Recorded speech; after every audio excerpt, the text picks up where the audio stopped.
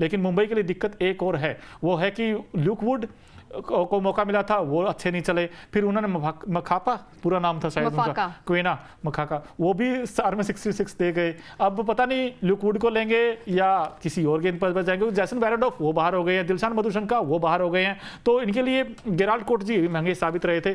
तो मुंबई की तो कई सारी दिक्कतें अंकिता। बिल्कुल, मुंबई की कई सारी दिक्कतें। और जब बात आप कर रहे हैं ना मिडिल ऑर्डर की, तो मिडिल ऑर्डर बिल्कुल फीका नजर आ रहा है मोनू। सूर्य कुमार यादव की कमी डेफिनेटली खल रही है, लेकिन आपको किस तरीके से बिल्ड करनी पड़ेगी वो सारी स्ट्रेटजी, वो आपको सबसे पहले समझनी होगी हार्दिक पांड्या को, क्योंकि जसप्रीत बुमराह का सही से इस्तेमाल आप नहीं कर पा रहे हैं। पहले मैच में भी हमने देखा, दूसरे मैच में भी हमने देखा कि जसप्रीत बुमराह की जहां जरूरत थी, पहला स्पेल हमेशा जसप्रीत बुमराह करते हैं और यॉर्कर जो फेंकते हैं मोनू, वो दिल को छूकर जाती है। तो हमेशा ध्यान में शायद अभी हार्दिक पांड्या कुछ तो मिस्टेक हो रही है उनसे, काफी ज्यादा हो रही है, क्योंकि वो शायद अपने सेंसेस में नहीं नजर आ रहे हैं। अच्छा, एक चीज बता दूं आपको दोस्तों कि शायद आप भी होंगे, अंकिता जो हमारे साथी है ये रोहित की बहुत बड़ी फैन है।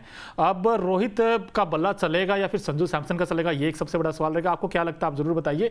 लेकिन भाई अंकिता, मैं आपसे ये पूछना चाहता हूँ, मुंबई इंडियंस को ऐसे क्या 3 काम करने होंगे जिसकी वजह से वो राजस्थान रॉयल्स को हरा दे, क्योंकि राजस्थान रॉयल्स अभी फिलहाल किसी से हार नहीं मान रही है वो टीम।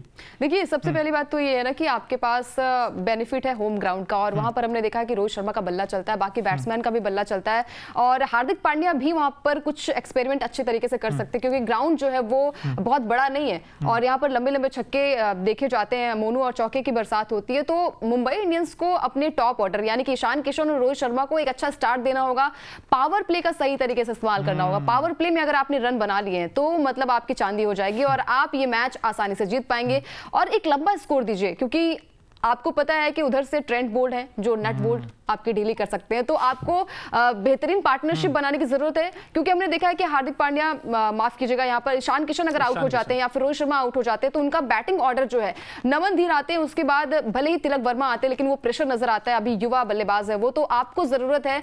ईशान किशन काफी टाइम से मुंबई के लिए खेल रहे हैं, तो डेफिनेटली यहाँ पर सबसे ज्यादा जो जरूरत होगी मुंबई इंडियंस की वो ये है कि आप पार्टनरशिप का सही तरीके से इस्तेमाल करेगा। और आपने वहां पर रन बना लिए, एक रन बिल्ड हो जाते हैं ना मोनू, तो प्रेशर जो होता है वो सामने वाली टीम के पास होता है। तो मेरे हिसाब से अगर यहां पर टॉप ऑर्डर चल गया उनका और मिडिल ऑर्डर में तिलक वर्मा जो है वो अच्छी फॉर्म में नजर आ रहे थे, पिछला मैच हमने देखा था, और हार्दिक पांड्या जो है वो अपनी पोजीशन जो है ना थोड़ी चेंज करनी पड़ेगी, उन्हें थोड़ा पहले आना पड़ेगा। तो ये सब चीजें अगर हो जाती हैं तो डेफिनेटली मुंबई इंडियंस जो है वो ये मैच जीत सकती है, और जीतना जो है वो बहुत जरूरी होगा, क्योंकि प्रेशर जो है वो हार्दिक पांड्या पर बिल्कुल नजर आ रहा है। और हम कहते हैं ना कि 5 बार की चैंपियन रही है मुंबई इंडियंस, तो बड़ा ही इंटरेस्टिंग होगा ये मुकाबला। बिल्कुल, I am also completely agree with Ankita की देखिए टॉप ऑर्डर को रन बनाने पड़ेंगे, रोहित को अच्छी पारी खेलनी पड़ेगी। हालांकि रोहित, थोड़ी देर पहले हमारी बात हो रही थी, अंकिता कह रही थी भाई रोहित का 50 पक्का आएगा क्योंकि होम ग्राउंड है, और ऐसे में भाई आपने बताया कि मुझे भी ऐसा लगता है बॉलिंग भी अच्छी करनी पड़ेगी और बुमराह का सही यूज करना पड़ेगा। आपको बुमराह से ना पहले आओ पहले पाओ वाली बात है। यहाँ पर हेड टू हेड रिकॉर्ड्स की बात कर लेते हैं कि हेड टू हेड रिकॉर्ड्स क्या है मुंबई बनाम आरआर के बीच में। देखिए 28 मुकाबले खेले गए हैं, जिसमें से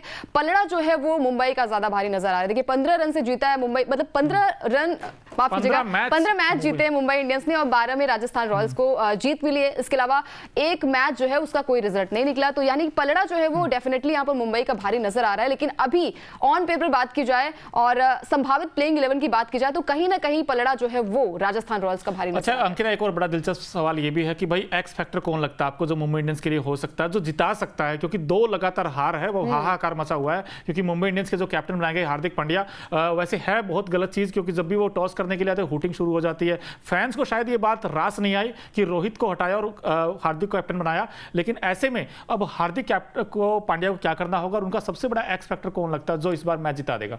देखिए सबसे बड़ा एक्स फैक्टर तो रोहित शर्मा ही होंगे, क्योंकि रन बनाने बहुत जरूरी है। अगर आपने रन बना दिए, स्कोर बोर्ड पे एक अच्छा खासा रन लग गया मोनू, तो डेफिनेटली आपके पलड़े में ये मैच आ जाएगा। तो यहाँ पर रोहित शर्मा मेरे लिए एक्स फैक्टर होंगे मुंबई की तरफ से। अगर आप आरआर की बात करें तो रियान पराग, एक तरफ से रियान पराग, एक तरफ से रोहित, और संजू सैमसन भी वैसे वो भी चाहेंगे T20 वर्ल्ड कप के लिए अपना टिकट पाने के लिए, लेकिन उसको भी रन बनाने पड़ेंगे। लेकिन मुझे ऐसा लगता है राजस्थान की टीम के लिए जो सबसे बड़ा थ्रेट होगा वहां से होगा हार्दिक पांड्या, क्योंकि कई बार क्या होता है कि जो खुंखार होता है ना इंसान, जिसको लगता है कि भाई कैप्टनसी मेरे पास है, मैं तो हार्दिक अच्छा परफॉर्म करेंगे, मुझे ऐसा लगता है। और नंबर 2 चीज जो मुंबई के लिए सबसे बड़ा थ्रेट है वो ट्रेंट बोल्ट का है, क्योंकि ट्रेंट बोल्ट का अंदर आने वाला गेंद बड़ा तंग करता है। तो ऐसे में दोनों टीमें बड़ी मजबूत नजर आती हैं फिलहाल, लेकिन राजस्थान रॉयल्स इस वक्त मेरे ख्याल से टॉप पर